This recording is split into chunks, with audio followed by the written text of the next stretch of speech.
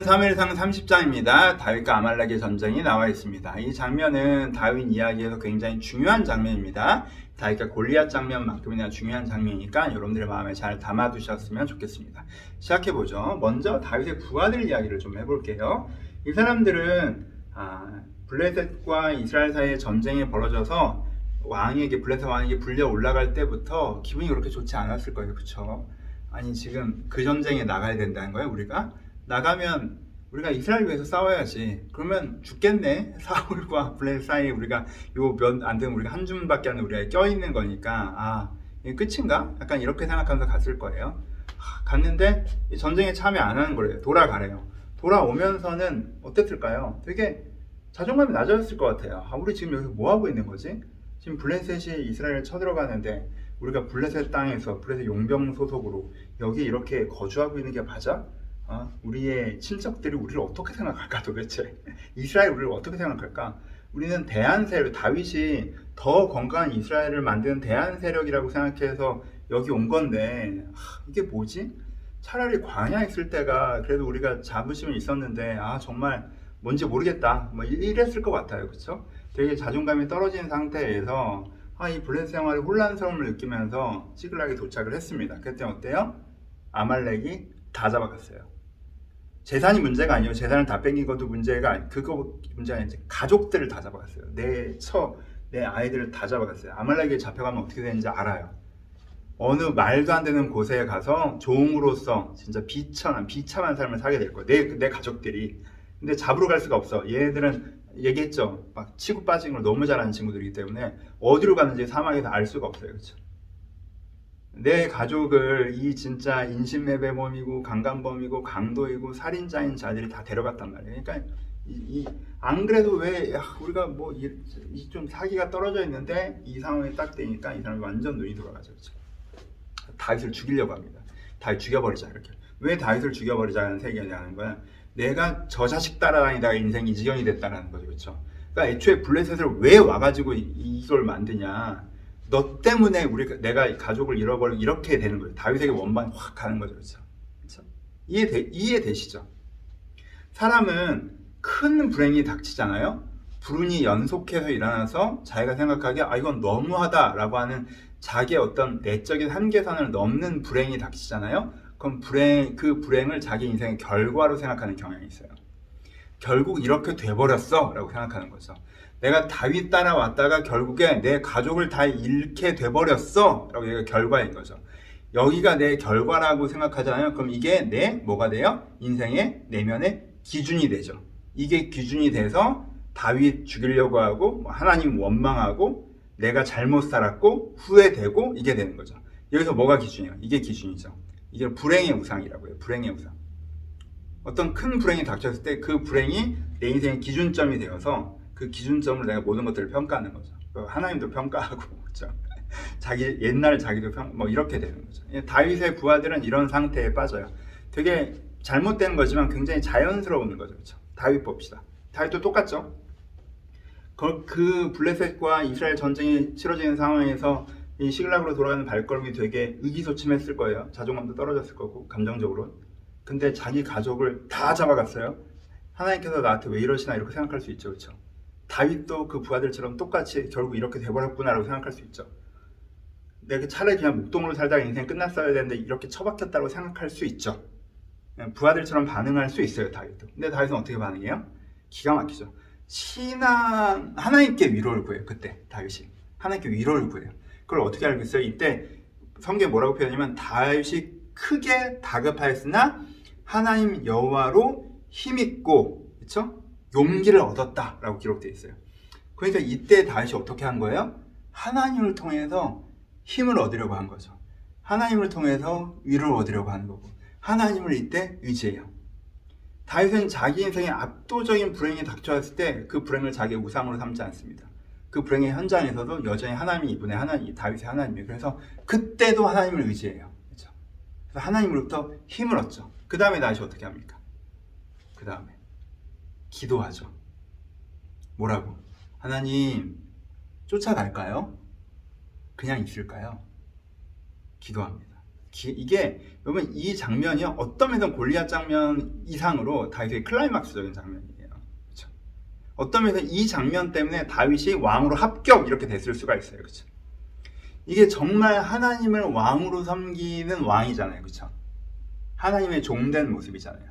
자기 입장에서 억울할 수 있고 비통할 수 있고 하나님 어떻게 하나님 우리 가족 지키고 있었어야지 도대체 뭐 하신 이럴 수 얼마든지 자기 기준으로 하나님을 평가할 수 있는 상황에서조차 하나님은 여전히 하나님이시고 자기는 그의 종이기 때문에 주님께 묻고 순종하는 태도를 딱 보이죠. 그렇죠?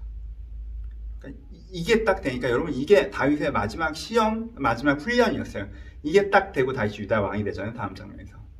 그러니까 하나님이 이제 됐다라고 하시는 것이기도 하죠. 그렇죠? 네가 이런 상황에서도 나에게 네 생각대로 판단하지 않고 네 감정대로 움직이지 않고 네 이해관계대로 움직이지 않고 나에게 묻고 순종하려 하니까 이제 네가 훈련이 다 됐구나 라고 보여지는 장면이라고 저는 생각합니다. 그렇죠? 대단한 반응이죠. 이런 불행 앞에서 하나님께 먼저 힘을 얻고 위로를 얻고 그 다음에 하나님께 묻고 순종하는 완벽한 정답 완전 어나더 레벨 이 딱 보여주죠. 그렇죠? 그러니까 하나님께서 너무 기뻐하시는 것 같지 않으세요? 다윗에게 응답하시는데 네가 반드시 쫓아가다 되찾을 거니까 걱정하지 말고 쫓아가라고 했죠. 그렇죠? 근데 사실 말이 안 되고 못 잡거든 아말렉은. 그래서 어디로 쫓아가야 돼? 어디로 가라는 거야? 근데 이제 나서는데 이제 어떻게 해요?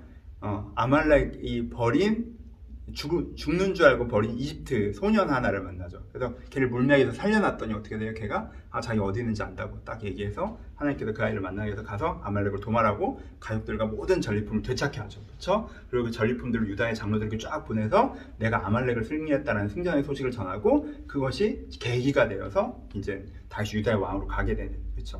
그렇게 되죠. 사람들이 블레셋 그 다윗이 블레셋 그냥 용병 생활을 그런 게 아니라 거기서 아말렉을 무찔렀다니. 왜냐하면 아말렉이 여러분 기억하셔야 되는 게 이스라엘에게 블레셋보다 더 큰 원수거든요. 그렇죠? 봤잖아 얼마나 나쁜 놈인지. 이런 사람들을 심판했다는 것 자체가 이스라엘에게 큰 기쁨이 됩니다. 그렇게 되는 장면으로 연결됩니다. 그러니까 여기까지 보면 이제 우리가 뭐가 느껴져요? 이게 섭리구나라고 느껴지는 거죠.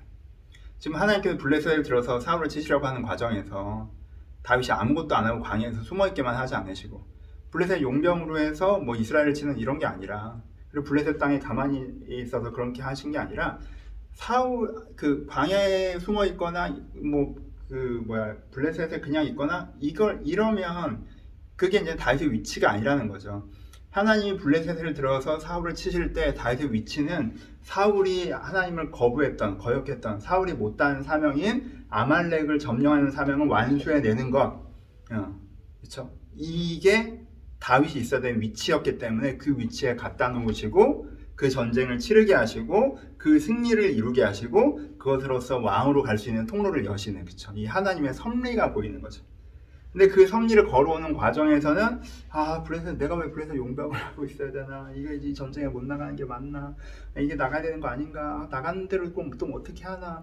어떻게 이런 불행이 나한테 가족들을 어떡하나? 이런 과정을 다 모르니까 걸어왔지만 하나님의 섭리였다는 걸 우리가 알 수 있는 장면입니다. 그래서 이 23장에서는요 그냥 다른 거 말고 다윗이 딱 그 순간 하나님께 힘을 얻는 다윗, 그 순간 물어보는 다윗, 와 순종, 하나님에 대한 신뢰와 순종, 환경으로 하나님을 평가하지 않고 그게 이제 장면이 되게 중요한 거죠. 말이 그렇죠. 적용합시다. 첫 번째, 불행의 자만을 경계하셔야 됩니다. 여러분, 사람은 불행해지면 자만해져요. 불행하면 자만해져요.